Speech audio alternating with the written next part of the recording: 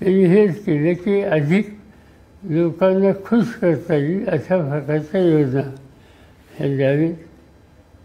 पैसे जास्तीत जास्त उचललेत की जेणेकरून लोकांना समाधानी ठेवता येईल.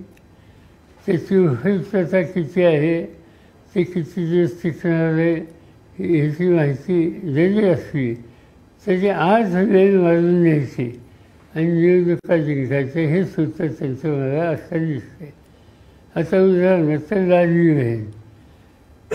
बहीण माझी माहिती अशी आहे की 2 कोटी आणि 30 लाख असा काहीतरी आकडा आहे. एवढा मुलींना त्यांनी 1500 रुपये दिले पुढचे दिले आणि त्याच्यातून महिलांना आकर्षित करण्याच्या उद्देशी त्यांची तयारी दिसते.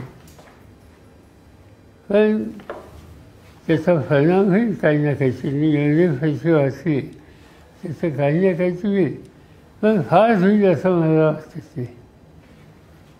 आणि त्याचं कारण असं आहे की एका बाजूने तुम्ही मदत केली आणि दुसऱ्या बाजूने महाराष्ट्रामध्ये महिलांच्यावरचे अत्याचार वाढले.